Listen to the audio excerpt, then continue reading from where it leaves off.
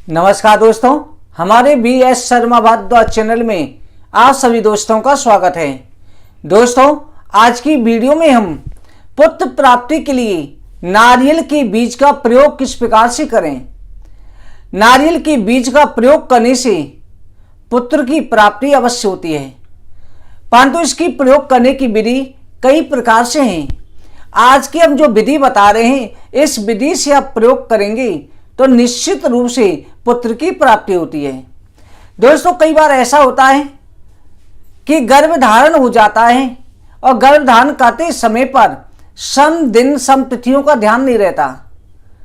कई बहनों के हमारे पास में फोन आते हैं, पूछते हैं गुरुजी हम गर्भवती हैं, अब हम क्या कर सकते हैं, हमने तो कुछ ध्यान ही नहीं था। आपकी वीडियो हमने अभी देखी है, पहले से पता नहीं थी। तो उनके लिए भी है कि वो क्या कर सकती हैं जिससे उन्हें पुत्र प्राप्ति के योग बने। तो आज जो है हम यही जानकारी दे रहे हैं। दोस्तों, इस जानकारी को आप पूरी तरह से फॉलो करें, पूरी वीडियो को देखें, जिससे जो आपको पूरी जानकारी मिले। और आप सबसे अनुरोध है कि जो भी हमारे चैनल को पहली बार देख रहे हैं, जिन्होंने अभी तक हमारे चैनल को सब्सक्राइब नहीं किया है, हमारे BS शर्मा भारद्वाज चैनल को सब्सक्राइब करें, बगल में घंटी का बटन दबाएं और उस पर ऑल पे क्लिक कर दें, जिससे हमारी सभी वीडियो का मैसेज सबसे पहले आप तक पहुंच सके। दोस्तों, जिन्होंने सब्सक्राइब किया हुआ है वो हमारे पारिवारिक इस BS शर्मा भारद्वाज इस फैमिली के सदस्य हैं, इस चैनल के साथ जुड़े हुए हैं। उन सभी का हम आभार व्यक्त करते हैं और भगवान से प्रार्थना करते हैं गोविंद उन सभी की इच्छा जो है अतिशीघ्र पूरी हो, उन सभी को मनोवांछित संतान की प्राप्ति हो। दोस्तों, वीडियो शुरू करते हैं। दोस्तों, इस नारियल के बीज का प्रयोग आपको किस प्रकार से करना है, इसे जो है गर्भधारण करने से पहले से भी शुरू कर सकते हैं। और जो गर्भवती हो चुकी हैं, 2 महीने की, 3 महीने की, 4 महीने की भी हो चुकी हैं, वो भी इसका प्रयोग कर सकती हैं। और इसका प्रयोग जो है 7 सोमवार करना है, क्योंकि प्रत्येक नारियल में जरूरी नहीं है कि प्रत्येक नारियल में बीज निकल आए। हर नारियल में बीज नहीं निकलता है। जरा नारियल को आप गिरी वाले जो पानी वाला नारियल है उसे छीलोगे, तोड़ोगे, तो उसमें जो 3 आंखें बनी होती है, साइड में छोटा सा बीज निकलता है। तो उस बीज को लेना है। और ध्यान रखें, नारियल को कभी भी स्त्री नहीं तोड़ती है। और गर्भवती स्त्री हो, चाहे गर्भधारण नहीं किया है, कोई भी किसी भी प्रकार की स्त्री हो, नारियल को ना तोड़े। पति से तोड़वाए अथवा किसी और से तोड़वा सकती है। इस उपाय में अगर पति तोड़े तो ज्यादा अच्छा है। इसमें करना यह है कि सोमवार के दिन एक जटा वाला पानी वाला नारियल लेकर के शिव जी के मंदिर में जाना है और मंदिर में जाकर के भगवान के शिवलिंग की पूजा करके आपको नारियल अर्पित कर देना है। अगर मंदिर जाना आपकी मजबूरी है, नहीं जा सकते हैं, तो घर में ही शिव पार्वती की फोटो के सामने कर सकते हैं। घर के मंदिर में ही कर लें और मंदिर चले जाएं, ज़्यादा अच्छा है। पूजा करने के बाद में उस नारियल को उठा लेना है, प्रार्थना करके पुत्र प्राप्ति की इच्छा से कि हे प्रभु, हम पुत्र प्राप्ति के लिए आपके सामने अनुरोध कर रहे हैं, हम ये नारियल उठा रहे हैं।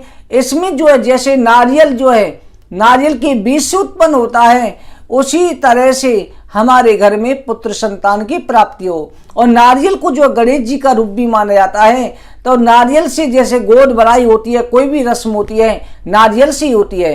तो इसी तरह से हमको भी संतान प्राप्ति का वरदान दीजिए, इस तरह से प्रार्थना करें। क्योंकि नारियल के अंदर भगवान की स्वरूप का वास है। जैसे कलश स्थापना करते हैं, नारियल रखते हैं, तो इस तरह पूरा ब्रह्मांड का जो स्वरूप होता है वो नारियल के आकार का होता है। इसलिए नारियल के द्वारा ही हमारी सभी मनोकामना पूरी हो जाती है। इसलिए नारियल प्रसाद के रूप में से श्रीफल देते हैं, दिया जाता है। नारियल को लेकर के आ जाएं और आकर के फिर नारियल को जो है भगवान के चरणों में रख के फिर उसे छील करके उसका जो बीज है उसे निकाल के रख लें।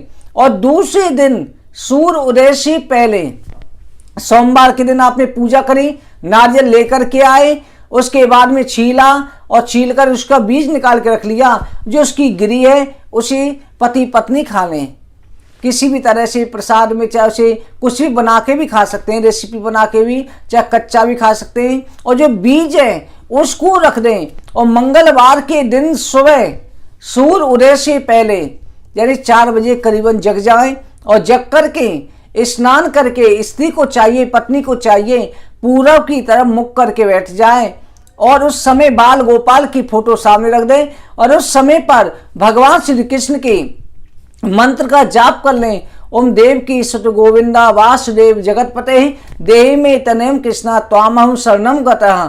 इस मंत्र को भी बोल सकते हैं। अरे ये मंत्र आपको नहीं बोला जा रहा तो आप पुत्र प्राप्ति की प्रार्थना कर लें और उस बीज को जो है लेकर के और निगल जाए।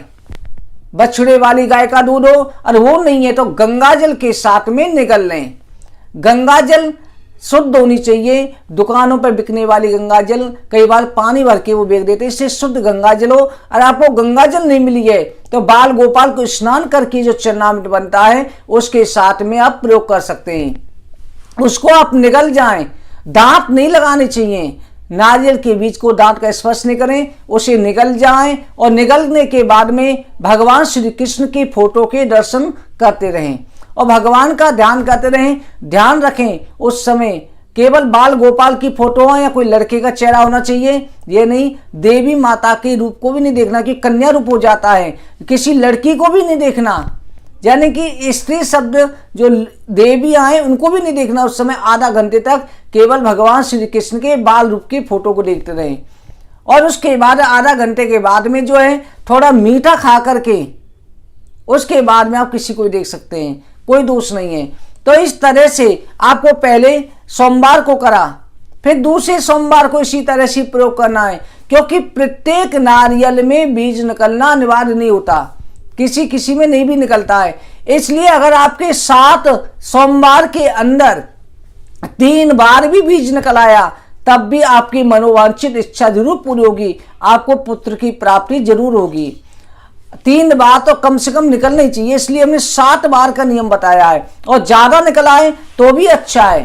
तो इस तरह से दोस्तों आपको इस नारियल के बीज का प्रयोग करना है और इसको प्रयोग जो है पूरे विश्वास के साथ में करना है। और ध्यान रखो नारियल का बीज का प्रयोग भी करो। और हमने अपने चैनल के अंदर हरिवंश पुराण की कथा डाल रखी है, उस कथा को नित्य सुनो।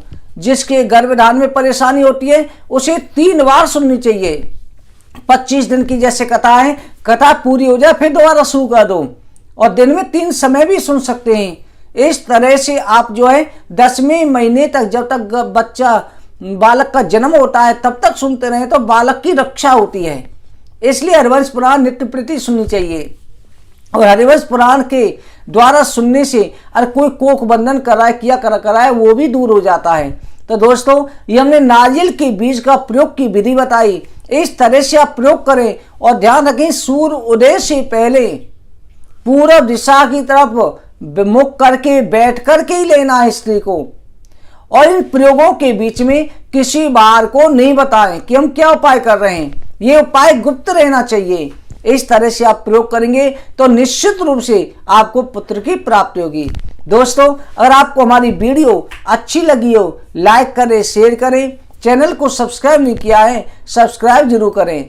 आगे की वीडियो में और जानकारी के साथ मिलते हैं। आप सभी को जय श्री कृष्णा। आप सभी की मनोइच्छा पूरी हो।